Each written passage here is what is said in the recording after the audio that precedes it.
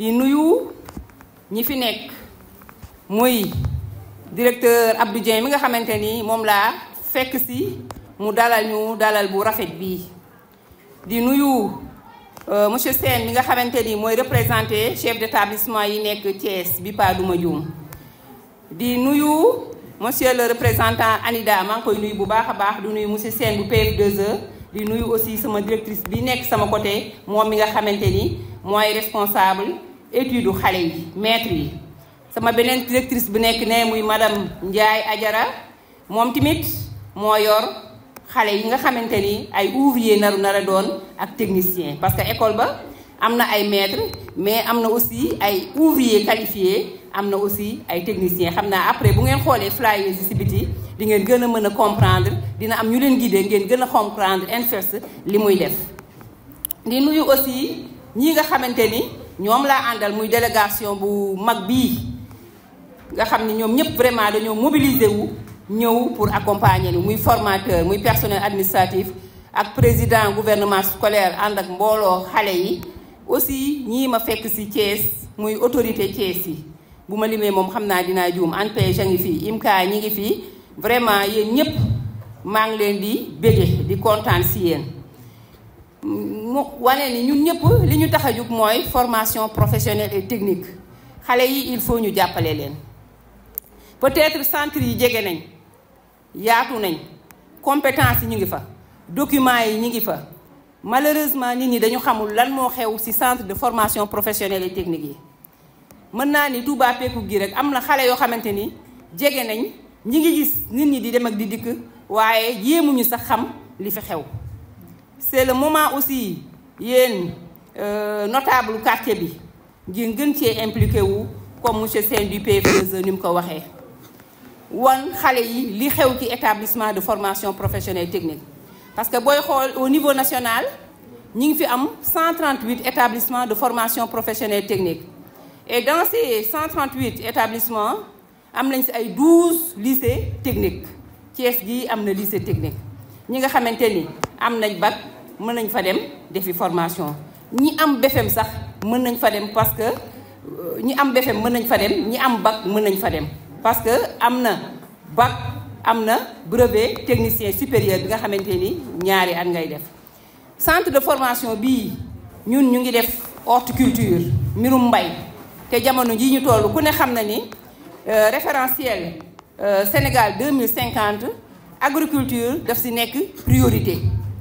ñu ngi fiy def bay ñu ngi fiy def élevage te boo nee agriculture c'est agriculture avec grand A agriculture horticulture mi ngi ci élevage mi ngi ci yooyu yëpp mën nañ ko ci dugul muy pisciculture ak yëpp de ce fait xale yi métier ñàkkul ci centre de formation yi mais dem xool la fa xew mooy problème bi donc ma leen di ñaan ngeen fexe sensibiliser xale yi dëkk bi yéen fu ngeen wootee nit ñi dinañ wuyu si xale yi fréquenter établissement de formation professionnelle yi dem laajte la fa xew ñu accompagner leen parce que ñun suñu mission mooy accompagner xale yi ñu am métier amul xale boo xamante ni rek dañ koy exclure noo mënti mel loo mënti am ak loo mënti ñàkk foo mënti jóge boo ñëwee ci établissement de formation yi di nga am formation boo paree aussi structure yaa ngi fi ñoom PF2E ANPEJ ñëpp ñi ngi fi pour accompagner xale yi ñuy def seeni projet chambre des métiers chambre de commerce donc il faut ngeen jàppale xale yi parce que ñoom dongu xamuñu donc loolu laa leen di ñaax ngeen relayer information bi ñu jege mën a ut formation professionnelle am métier pour liggéey mën leen yomb parce que nguur gi kat dañoo nekk ci formation professionnelle et technique léegi ministère de la formation professionnelle dañoo lancé programme boo xamante ni mi ngi tudd grande offensive pour la formation professionnelle di wane ni formation professionnelle war nañ fexe ba nu mu gën a yaatoo nu gën a xale yi mën a amee formation rek ñu def ko ku ci nekk investir ko ba pare sànq PF2E ñi ngi wax d'ici 2026 35 000 formés ñu ñëwaat 2029 ñu soxla 1 million de formés pour le programme de formation école entreprise ñu ne déetawaay ñu ne 2050 soxla nañ 5 millions de techniciens encore 2029 bii di ñëw ñu soxla 700 000 techniciens muy wane ni loolu du ndaw kon ñun établissement de formation professionnelle amatuñu toogaay nañ leen ci góorgóorlu bu baax a baax mais nit ñi ñoo ñu jàppale parents yi ñoo ñu ci jàppale fexe xale yi ñëw ci établissement yi ñu wan leen li ñu mën a def pour ñu am métier ngir ëllëg liggéey mën leen a yomb. donc bu loolu weesoo may ñëw di remercier nag personnellement yéen ñi nga xamante ni jàpp ngeen ci activité bi muy directeur may commencer ci moom mais aussi di ñëw ci formateurs yi boobu ba léegi toogu leen vous êtes investi financièrement investir ngeen mais également sur le plan technique vous êtes très bien investi d'autant plus que démonstration yi ñu fi gis xam nañ ni xale yu tëbuduñ tëb rek def ko dañ leen a encadré ma leen di gërëm di leen sant ci temps bi ngeen jël consacré ko xale yi parce que en réalité xale yi ñoom ñooy centre enseignement apprentissage ñoom ñooy centre bi kon lépp lu ñuy def en réalité c'est pour que ñoom ñu mën a am résultat yu baax mën a réussir parce que ñoom seen résultat mooy ñun suñu résultat di leen gërëm bu baax di leen sant xam naa ni moom du ma mën a wax lépp mais remercier individuellement aussi Eldou monsieur Ndiaye waaw vraiment pour ce cadeau qui me va vraiment droit au cœur kontaan naa ci lool ça fait plaisir et puis ce cadeau-là vraiment sera une source d'inspiration Inch'Allah je vais m'inspirer de ça pour voir comment développer l'ENFEFS avec la communauté éducative de l'ENFEFS di remercier le responsable suivi évaluation monsieur Bodian di remercier yéen ñëpp mënuma lim bu ma limee damay juum SENAFP ma koy réserver vraiment remerciement yu fort moom mi nga xamante ni suñu dëkkandoo la parce que ñoom ak waa ENFEFS ñoo nekk ci biir établissement bi te boobu ba léegi dégguma fi benn jafe-jafe te directeur bi nag personnellement dama ko xam depuis ma nekk direction générale de la formation professionnelle ñuy communiquer am relation yu baax musuma dégg ci moom benn problème xale yi am nañ jàmm formateurs yi aussi ñu ngi leen di gërëm bu baax di leen sant di remercier ñëpp remercier sama directrice bële madame la coordonnatrice Yacine Diouf ak ñëpp ñi ma àndal vraiment yow maa ngi lay jox nuyoo waa ENFEFS yi déplacé wu yëpp. dafa mel ni tey suñu kilifa moo ñu seet si comme ni ñu koy waxee olof ku nanguwul am kilifa doo masa kenn du la jox sa kilifteef ñun ñëpp CAP ENFEFS c'est madame la directrice qui est notre patron ça vraiment je pense que ñun ñëpp nangu nañu mu mel ni bis bi moo ko wane parce que ENFEFS 72 heures lay def ces journées portes ouvertes madame la directrice depuis man maa ngi fi nekk 15 ans ci centre bi guleen waa ENFEFS démarré seen activité phare au niveau de Thiès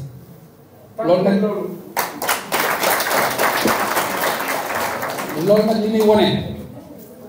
mooy sa bëgg a boot ñëpp bëgg a boole ñëpp ndax ci say kàddu yi ngay faral wax da ngay wax ni Thiès ak Dakar benn la ENFEFS la tudd loolu tamit ñu nangu ko lool ndax amuñu benn sañ-sañ bu ñuy def te ñimewuñu ko wala def te woowuñu la ndax texte yi fi texte yi loolu la wax le centre d'application pratique de l'ENFEFS la tudd donc loolu ñu la koy nangul nga xamal ñu ko yaatal ñu ba lépp lu ñu bëgg a def buñ si jokkoo yow wax si yow nga ñu mën ngeen doxal leen rek moom nga nanguwul mooy ñu def te tàgguwuñu la te loolu tamit wax dëgg yàlla du yoon waaw loolu moom buñ ko mësee def tamit ñu ngi koy tuub jox la sa wàccuwaay jox la kilifteef gi la yàlla teg ndax yàlla mooy jiital nit ñu nangu ko loolu daal laa ne woon dinaa ko wax olof ndax suñuy mag suñuy baay yi nekk ci dëkk bi ñu ngi nii teew damay wax ni dama koy wax PCA Adida l'autre jour bi ma seetsee man ko centre bi seen centre la parce que ñun ay fonctionnaire lañu ñun tôt ou tard dañuy soit ñu jëlee ñu fi wala ñu retraité mais centre bi kenn du ko daaj donc na ko village bi wala commune bi approprié loolu def naa ni waxoon naa la ko le PCA de la LIDA loolu daal naa ne woon dinaa ko wax ci kàllaama olof di wax ni suñu xol dafa fees donte délai bi gàtt na du ñàkk mu am ay couac ay impair ndax délai bee gàtt mais bu ñu sañoon bu la ñëwee dañ leen di lalal bâche lalal leen tapis rouge ndax yéen mënuñu am ku leen ëpp ku leen gën ci ñun ngeen jógee Dakar waaw ñun yéen lañuy sagoo ndax bu ñu nekkee fii mën a ñëwee c'est parce que day gis moo ñu bàyyi mu déroulé man damay wax ni INPEPS te mën naa ko wax ci kanamu Saalum Sène ñun INPEPS moo ñu defar. suñuy waajur ñu ngi fi toog di leen nuyu di nuyu ki nga xamante ni bii mooy madame la directrice bu ñu ko nuyee ak le directeur Dieng mu yóbbaale mbooleem ñi nga xam ne mu ñooy officiels yi fi toog ak ñi nga xamante ni bi ñoom ñooy ñi fi teew ñëpp. di leen wax ni rek journée bi am na solo ndax solo gi mu am mooy tey dañoo am ay njiit yu bees yoo xamee dañu gëm ni tey Sénégal li koy jëme kanam mooy bay dundee donc produire ce que nous consommons consommer ce que nous produisons donc te loolu noonu centre de formation bii moom mooy cëslaayam parce que li ñu fiy jàngale mooy ci wàllu mbay ci wàllu yar jur ak ci li nga xam ne moom mooy yooyu noonu nan lañ koy transformer ba mu ñu mën koo jëfandikoo ci li nga xam ne moom la ñuy consommer tous les jours. kon donc loolu noonu partie bu am solo la ciim réew parce que am réew mënut a développer lu dul la ëpp ca la ñuy dundee ñoo mën koo liggéeyal seen bopp ñoo mën koo defar te yéen ay acteurs ngeen ay actrices ngeen yoo xamante ni bii yéen a ngi liggéeyal seen réew loo xamante ni bii xaj na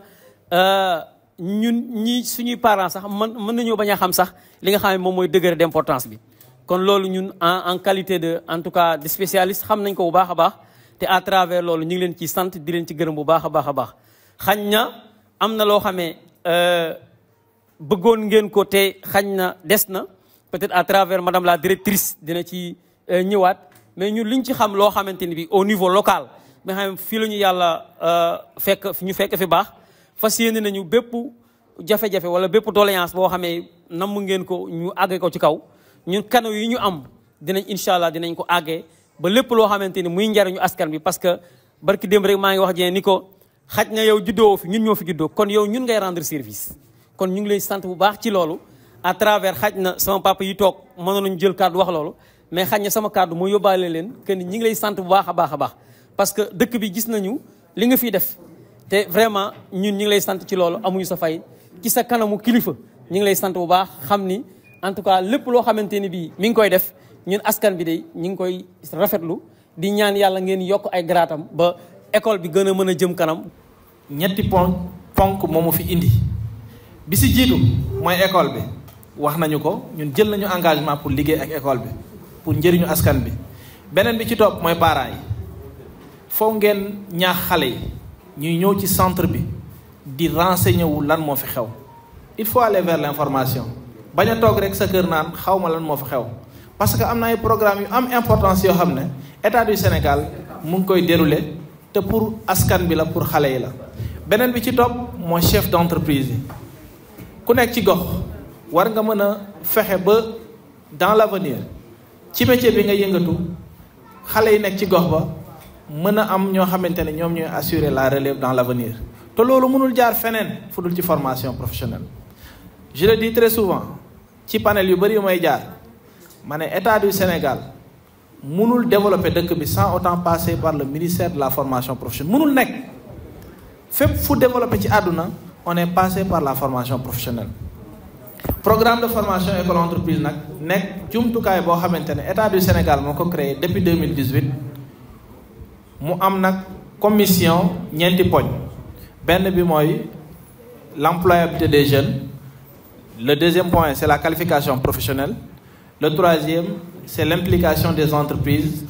Et le quatrième, c'est l'insertion des jeunes. Ci programme bi dañuy permettre xale bi nga xamante ne moom moo bëgg a def formation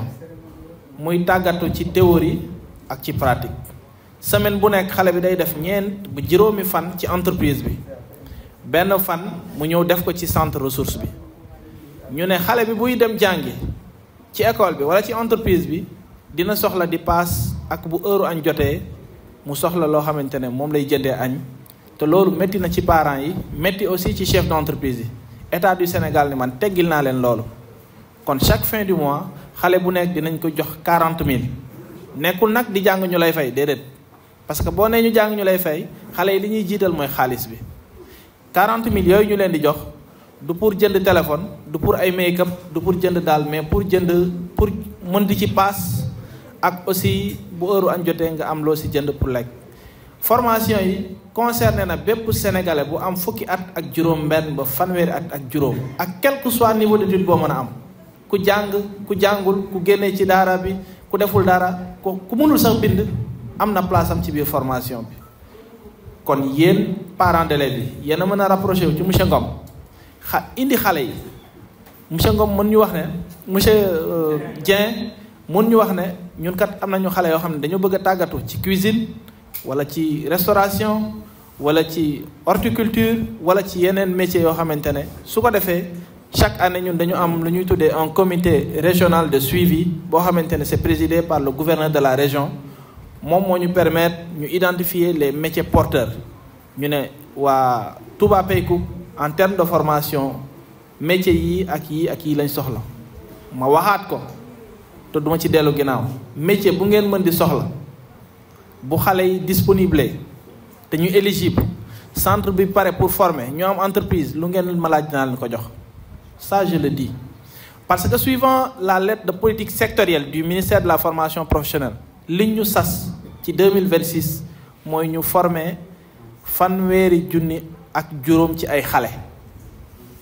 ministre bi muy ñëw dañu doon former chaque année 1,000 ci ay xale mu ñëw mu ne mu gis importance formation duale mu jëlee ko 1,000 yóbbu ko bi 1,000 ak juróom kon ku ci bénéficié wul si yow la Saliou Sène wax na ko léegi suivant le référentiel Sénégal 2050 fii ak 2029 war nañ former 700 000 xale. y a les métiers du pétrole et du gaz feeñ leneen ak leneen feeñ ku nekk toog sa kër ne état dafa war a def nangam état mënul embaucher ñëpp lu ñu mën a def mooy former xale yi ñii ñu gunge leen ci entrepreneuriat ñii ñu gunge leen ci auto emploi ñeneen ñi dem ci emploi salarié ñu ngi liggéey ak waa DER ba nga xamante ne xale bu formé wu ci ñun ba pare comme ni ko waa ANPEJ defee soo terminé ñu accompagner la DER mën la financer nga mën a demal sa bopp. formation yi bi ci gën a gàtt mi ngi jëlee ci 6 mois ba 9 mois bi ci gën a gudd mi ngi jëlee ci benn at ba si ñetti at dañuy def CPS dañuy def CAP BEP BT ak BTS lii moo nekk formation yi nga xamante ne disponible na si ñun xëy na dinañ amaat yeneen jetaay bu ko le directeur soxlaa aussi loolu mën naa si jël engagement jour bu mu soxlaa dajale askan wi nga xamante ne ñoo dëkk Touba Peykouk muy parents d'élèves yi di élèves yi di chef d'entreprise yi ñun dinañu déplacé wu ñëw yendu fi ak ñoom ba ngoon jot defal ñeen sensibilisation présenter leen programme bi de fond en comble suñu terminé jox leen ay fiches ñu renseigner ko pour ñu mën a xam exactement ñaata nit ñoo bëgg a former wu ci BF2E incha allahu rabi loolu dañ ko jël en charge. Mesdames et messieurs, chères autorités, chers inspecteurs, chers membres du personnel, chers parents, chers apprenants, chers invités, c'est avec un immense honneur et une grande joie que je prends la parole aujourd'hui. En tant que présidente du gouvernement scolaire, à l'occasion d'une journée porte ouverte, cette journée est bien si plus qu'un simple événement. C'est un moment unique de rencontre, d'échange et de partage entre notre établissement, le CAP NFES et vous, chères autorités, formateurs, parents et amis. C'est l'occasion de découvrir notre école, non seulement à travers ses murs, ses salles et ses projets, mais surtout à travers les personnes qui lui donnent vie, les apprenants, le corps professoral et l'administration. En tant que présidente du gouvernement scolaire, nous avons à cœur ouvert de représenter les apprenants, de défendre leurs idées et de contribuer activement à la vie de l'établissement qui nous est si cher. Nous sommes les témoins quotidiens de tout ce qui rend notre école vivante. La solidarité entre apprenants, l'engagement des projets, la créativité dans les activités culturelles, sportives et citoyennes. Nous sommes vraiment très fiers de faire partie d'un centre de formation qui forme des talents sûrs en différents métiers, mais aussi des cœurs engagés et des esprits ouverts sur le monde. À vous, parents, qui envisagez de confier à ce centre la formation de vos enfants, je voudrais vous dire, ici, vos enfants seront écoutés, encadrés et respectés. Ils trouveront leur place, leur voix et leur voix. Je tiens enfin à remercier tous ceux qui ont contribué à la préparation de cette journée, les formateurs, le personnel administratif, les apprenants bénévoles. Grâce à vous, cette journée est un bon reflet de l'esprit qui anime ce centre. Nous sommes très ravis de vous accueillir et espérons que vous partirez avec une belle image du centre.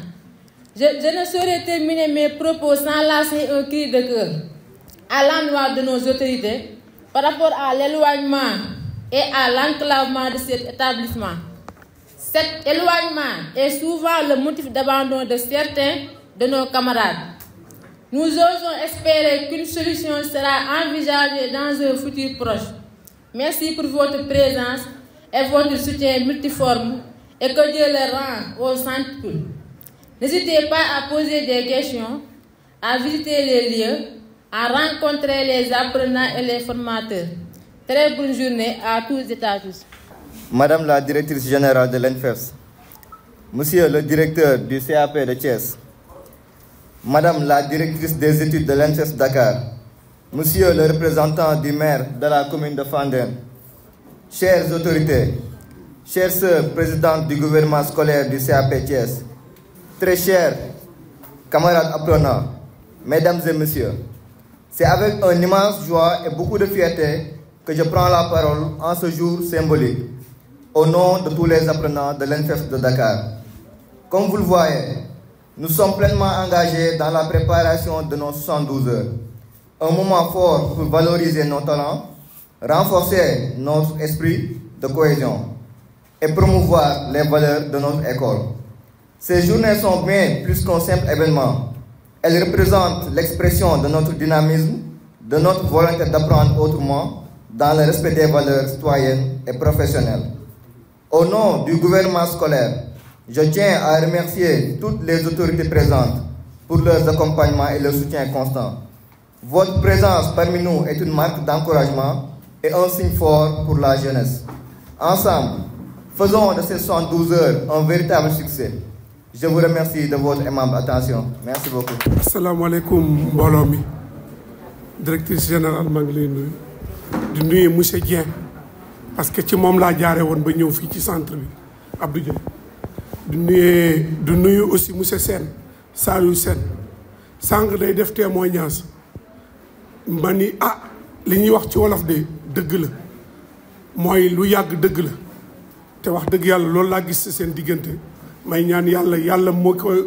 indi ba fii mu continuer ko yàggal ko gën ko yàggal lu baree bari di nuyu aussi monsieur Diakhaté Malick Diakhaté bu PCA ANIDA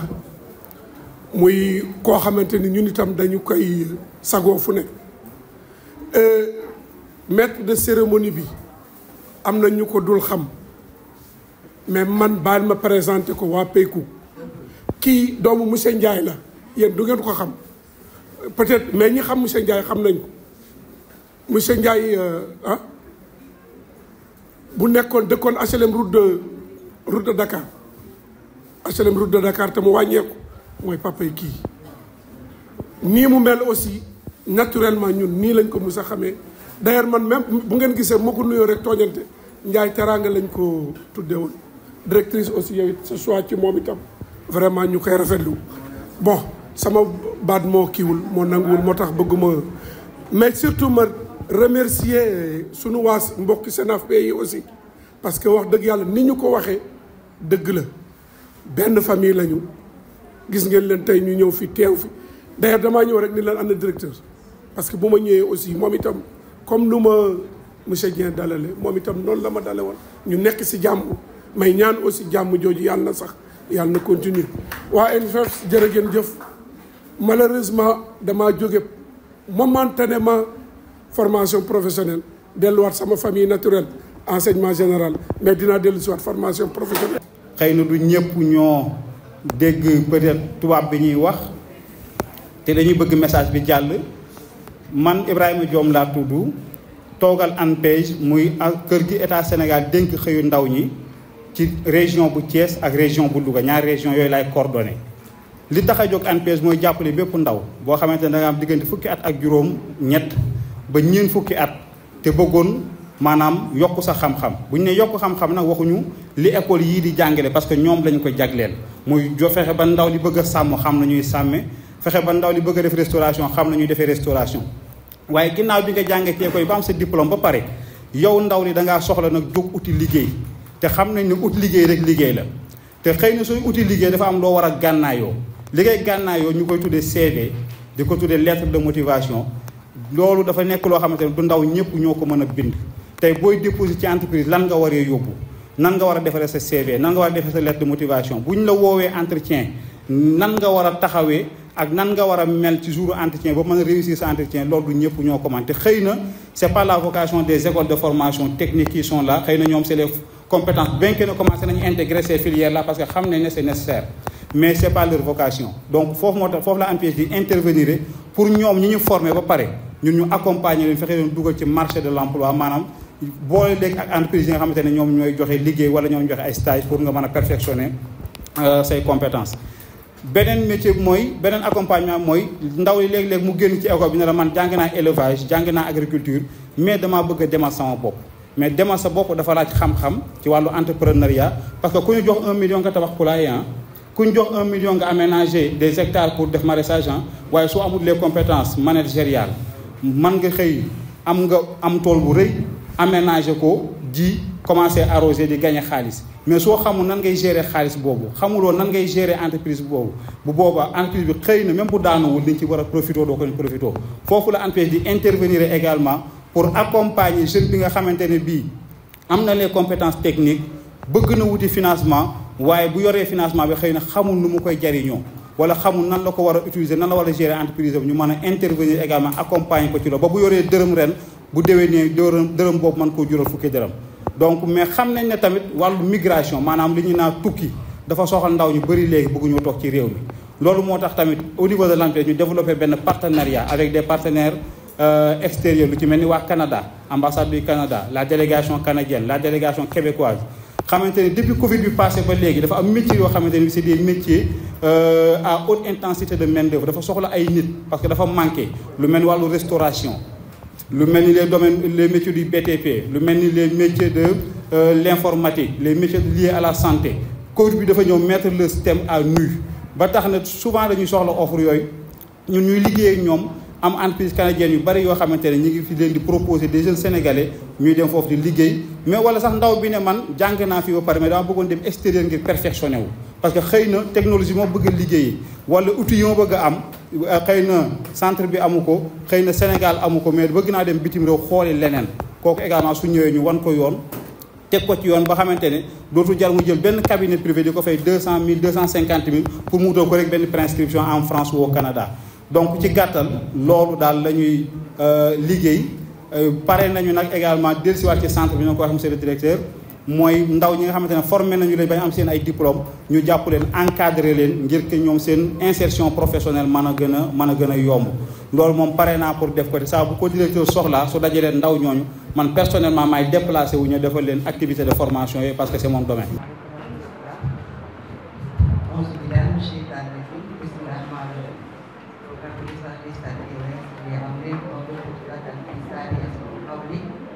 maa ngi nuyu madame la directrice générale de l'ENFEFS di nuyu madame la directrice des études di nuyu monsieur Dieng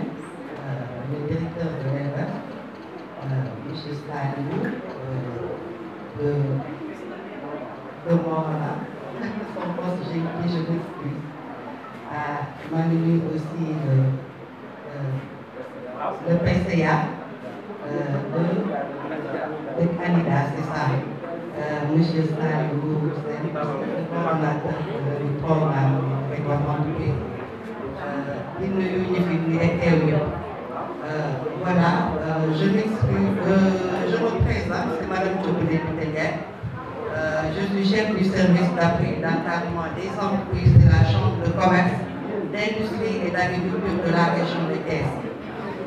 Je suis mandatée aujourd'hui par le président de la Chambre de commerce et Madame la secrétaire générale empêchée, parce qu'aujourd'hui on a des activités parallèles avec l'exposition porte ouverte de l'Université de Thiès pour présenter le stand de la Chambre de commerce avec les différents services. Au nom du président de la Chambre de commerce et du secrétaire général, Monsieur Dien, nous venons aujourd'hui sur votre invitation pour assister aux journées portes ouvertes. Donc, au nom de la Chambre de commerce, on m'a mandaté pour exprimer toute la satisfaction de la Chambre de commerce dans le cadre de la collaboration entre nos deux structures. Je voudrais souligner l'importance du compagnonnage que la Chambre de commerce de Thiès a eu avec le centre ENFES, avec la formation école-entreprise, avec nos différents bénéficiaires. Vous savez que la Chambre de commerce actuellement, dans le cadre de la mise en place des entreprises dirigées par des jeunes, on a travaillé avec la G7 dans le cadre du programme Réussir au Sénégal avec 120 jeunes. À l'issue de ça, le projet a été tellement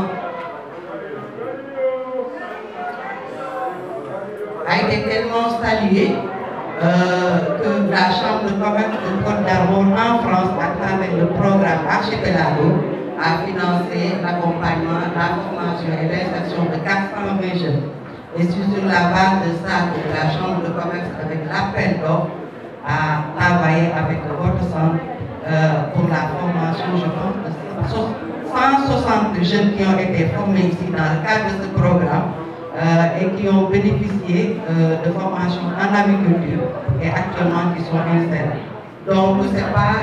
c'est un partenariat donc vraiment à saluer qu'on a tenu à apporter aujourd'hui notre présence lors de ces journées portes ouvertes. Monsieur le Président, m'a chargé aussi de vous dire que ce compagnonnage-là va être pérennisé parce que l'État du Sénégal, à travers les chambres consulaires, ont des missions de formation, d'assistance, d'encadrement et de développement du secteur privé. Et qui dit secteur privé, dit promotion de l'entrepreneuriat.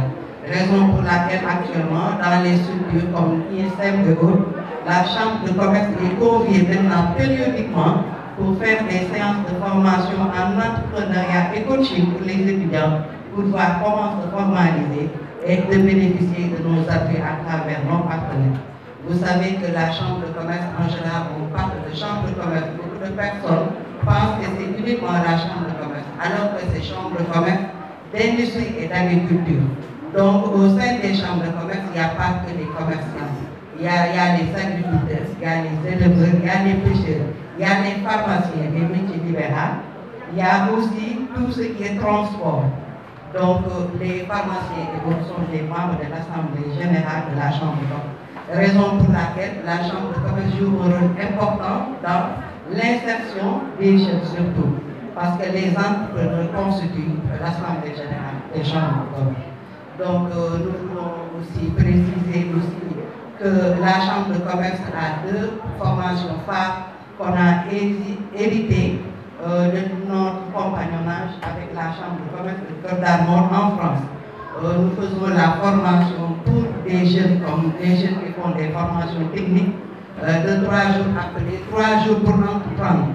qui est important pour devenir entrepreneur. On a aussi hérité de notre compagnonnage avec la Chambre de commerce de Côte d'Armor, le programme Parcours de l'entrepreneur, qui est pour les entrepreneurs qui ont déjà démarré. La Chambre de commerce de Thiès aussi accompagne les entrepreneurs dans la formation, le coaching, l'accès au financement. Dans le cadre de l'accès au financement, la Chambre de commerce a des programmes d'élaboration de projets et de facilitation d'accès au financement jusqu'à l'obtention du financement. Dans le cadre du projet d'accès au financement de la BCA,